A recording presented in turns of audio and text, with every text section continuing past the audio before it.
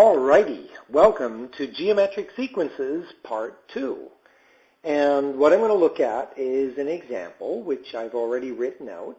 And notice I've written up our formula to find any terms in a geometric sequence.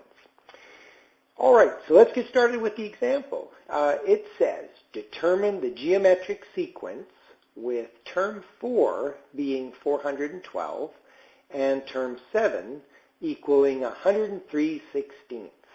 All right, so what I'm going to do is I'm going to give myself a little bit of a visual aid here and say, well, what does this sequence look like?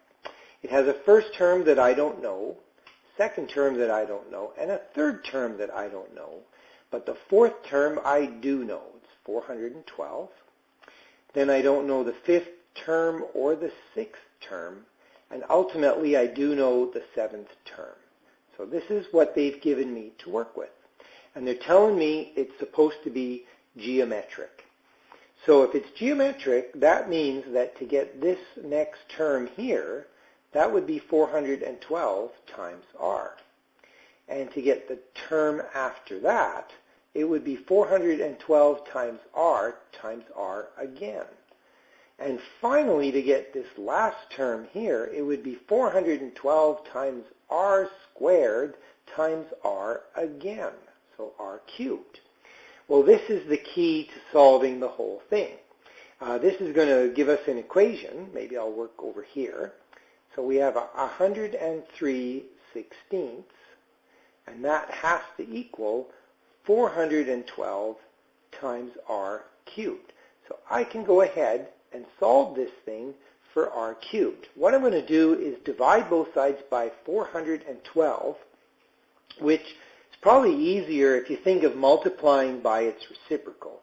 So what I'm going to do is this. I'm going to multiply both sides by 1 over 412. So if I do that, that'll get rid of this.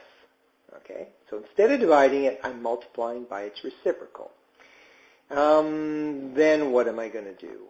Well, I'm going to have a big messy number here, and that number is 103 on the top, and 412 times 16, which is 6,592 on the bottom. Now this equals r cubed. And now what we want to do is figure out what is r. So in order to get r, I'm going to take this thing and I'm going to take its cube root. Now the nice thing about a cube root, so that gets rid of the cubing. The nice thing about a cube root is if I'm cube rooting a positive number, then there's only one answer and it's positive. If I was cube rooting a negative number, then there's only one answer and it's negative. It's only if this had been a square root or a fourth root that I have to worry about the plus or minus stuff. So if I go ahead and do this on the calculator, it actually, despite how messy this looks, look at what it is. It's just 0.25. So if it's done carefully in the calculator, it's a very respectable number for r. So now what I'm going to do is, well, r is nice. That can certainly fill in these terms here, and I could work my way backwards, but let's say it was quite a long trail. I'm going to do something else.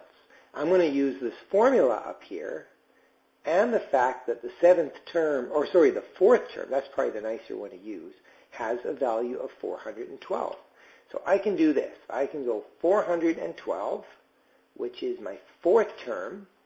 That would be a times r, which is 0.25, raised to the 4 minus 1. So I'm using the fact that I know that it's the fourth term, plugging in the 4 for n, and plugging in the r value.